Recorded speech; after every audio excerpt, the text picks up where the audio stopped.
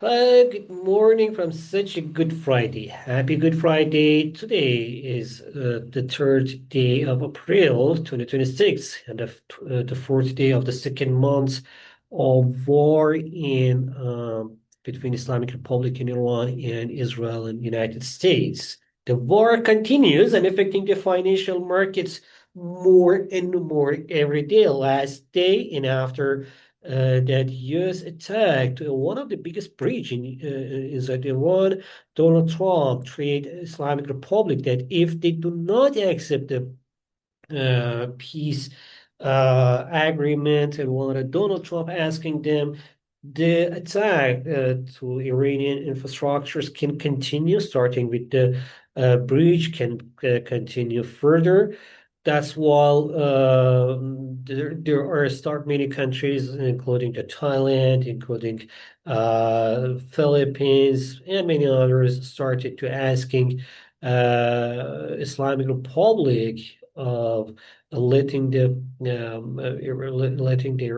ships to pass the Strait of Hormuz. Well, the Strait of Hormuz again become one of the hottest news and headline across the world. But the market risk, I mean, Iranian response to this threat from United States was to attack to Min al-Hamdi, sorry, to the Min al-Hamdi refinery in Kuwait that increased rapidly the oil prices across the world.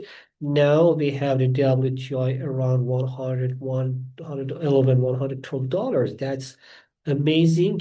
I mean, surprise.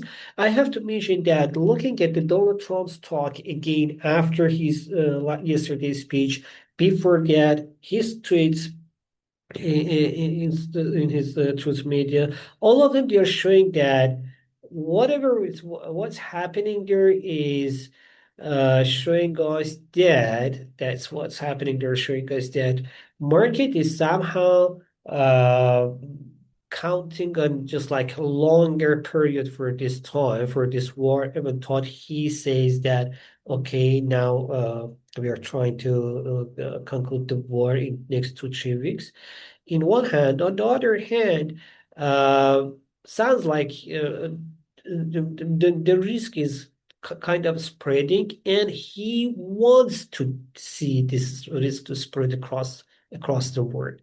Why he wants to see that sounds like he would like to support, he would like to encourage other countries, including Europeans and NATO, to China, even and Japan, South Korea, to come and take their part and their responsibility against the Strait of Hormuz. And that's very important to understand that why I think that's very important to understand why that's happening and why he's doing that. I mean, that can be the main reason because sounds like Donald Trump and United States militaries can somehow take more control over the Strait of Hormuz, but they don't want it to.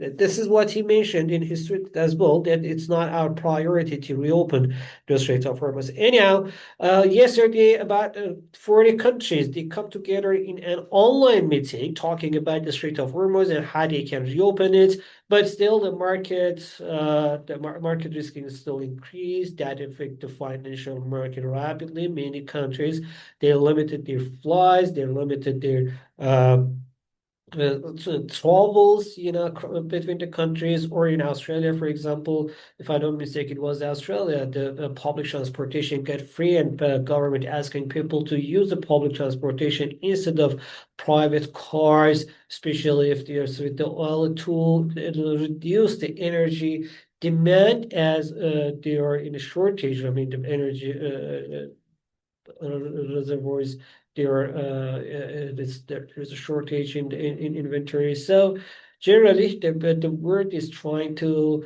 avoid the next possible recession or the next possible effect of that by their by what's happening among their how they're getting affected by this uh, energy crisis. Anyhow, the risk continues while the last night U.S. United States and Israel they attacked hardly to many infrastructure, not infrastructure actually. The last night we didn't have an attack to the infrastructure. Last night we had an attack to army bases across the country, and now we can, I mean, we can see that in reports that many cities across the country they get hit last night. So all this data and all this news showing us how the market risk is increasing, and that's what we can see in a financial market. Last night, actually, U.S. markets were somehow mixed. Uh, Before all these tensions get hard, I mean, get further and get more, and before Donald Trump latest tweets, we had Dow Jones closing higher last night slightly. Uh, sorry, Dow just closing 0.1% lower, but S&P 500 gained 0.1% and Nasdaq gained 0.2%. I mean, they got higher. They gained more than this, and small cap 2000 gained more than 0.7%. But after the tweets and the market reaction, the Dow Jones continued to lose the weight by 0.3%. Same with the S&P 500. This is while the Nasdaq losing almost 0.4%, and small cap 2000 lost more than 0.4% so far today in the futures market. While we're not necessarily because of the Good Friday, the markets are closed. The same, I can say, mixed reaction continued in Asian markets as well. We can see the markets are closed today, actually. That's generally the markets are closed, but in a future market, we can see this uh, mixed reaction. Yesterday, Korean and Japanese market closed higher, but today many markets are closed, and this closing market can affect the lower. I can say that this lower liquidity in the market, and this lower liquidity for sure can affect the trades, investments, especially the trades in the short term. Be careful when there's a low lack of liquidity in the market. Usually, it ends with sharper movements as the market dip is down. So about your positions, you should be more careful.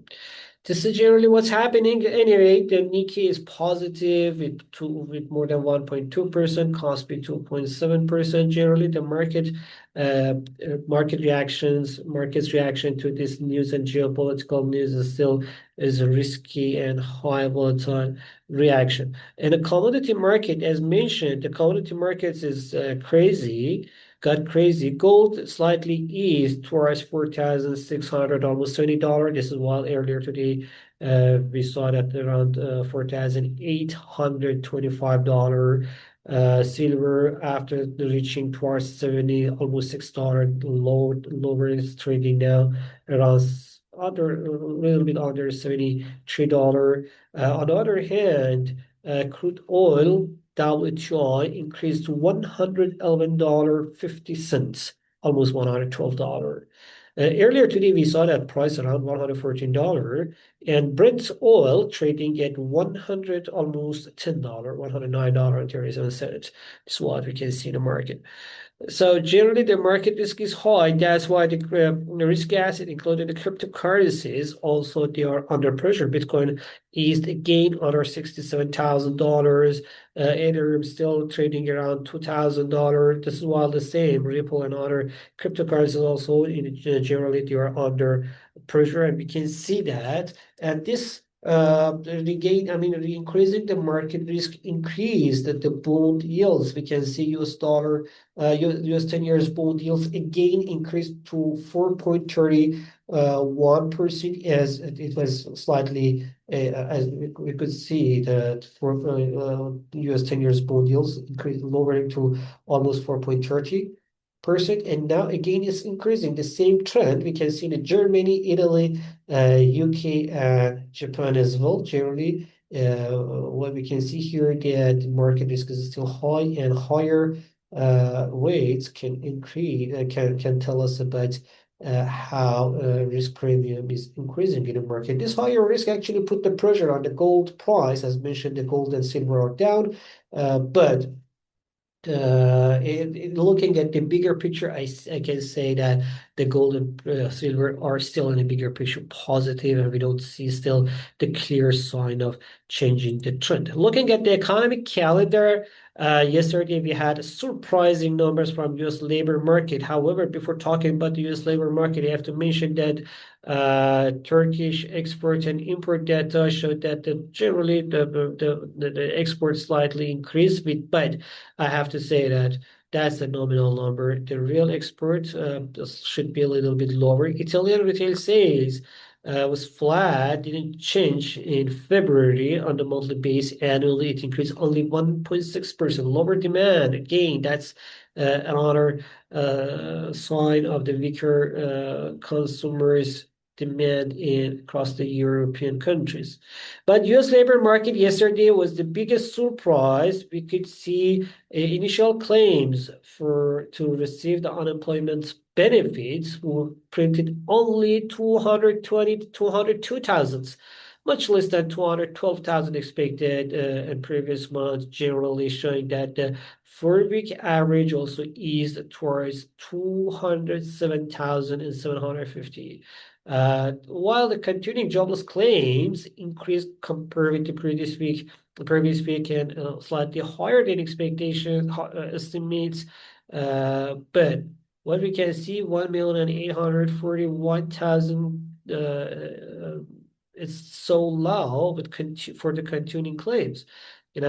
If you compare it with the previous numbers, the numbers that we were expecting usually to see around about 1.9 million, seeing that 1,840,000 shows that's very weak. I mean, very, very positive number for the US labor market.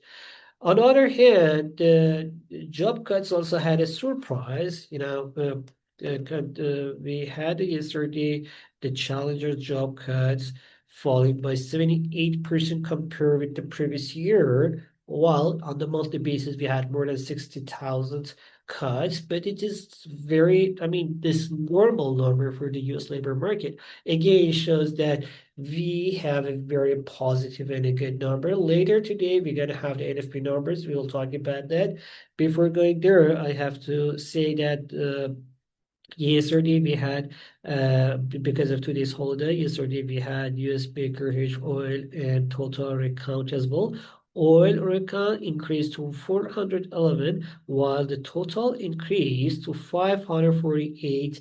Number of the rig count shows that looking at the other numbers, such as increasing on the oil inventories by the EIA, according to the EIA and API report, now increasing the rig count. All of them, they say that the US trying to increase the inventories and supply in United States to avoid any crisis because of the oil, while the many other countries, they are still suffering. The United States says that if you want, you can come over and buy the US oil or go and open the Strait of Hormuz. That's up to you, which way do you choose. Anyway, that sounds like a joke, but I mean, that sounds like a joke, but it's very, risky and very bad joke somehow for the global economy. Anyhow, so far today we had PMI numbers. We know that in South Korea, we had the PMIs. No, yeah, in South Korea we had the reserve. Yeah, government general FX reserves increased slightly, but PMI numbers we had from Japan. S&P service PMI is to 53.4. Manufacturing and service together, or composite number also is to 53. Both better than expected, but showing that the market is still our market is getting under pressure by the geopolitical news. Same trend we had in Russia with the S&P Global Service PMI down to 49.5, lower than 50 expansions level. The same trend we had in China. Rating doc service PMI showed that the private sectors are more under pressure, with the PMI falling from 56.7 to 52.0.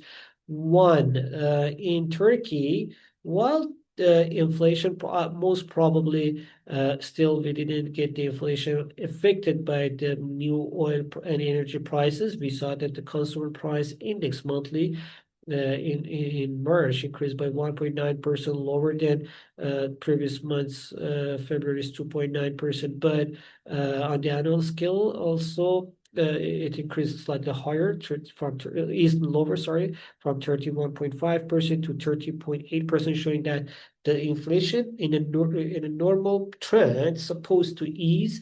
But with the recent energy prices, I don't think that these numbers can be repeated, and this trend can be repeated in the next reports. Later today, the market will focus on the U.S. labor market. There, we are expecting to see around 65,000 65,000 totally newly created job. While in the in the private sector, we are expecting to see around 70,000 newly created job. And those numbers together will tell us that most probably that unemployment rate can stay unchanged at 4% with the 0.3% monthly gain on the average income annually. The income should increase by around 3.7%, showing that still the labor market from at least from the gaining the I mean the salaries is still weak, but not we cannot say it's weak. It's not strong resilience, but looking at the number of the employees, it's fine. I mean the market is still in acceptable levels. That's what we're expecting to see. And generally, with these numbers and what's happening in the geopolitical, you can say that even thought this week we could see the U.S. stock markets close higher with it according considering today's close today's holidays. While the U.S. Most of the stock markets this week they gained across the world, not just in the U.S. across the world. But looking at the bigger picture with this ongoing geopolitical tensions and the news, with today's positive expected NFP numbers, I do expect the stock markets to be still under pressure, same in the cryptocurrency market.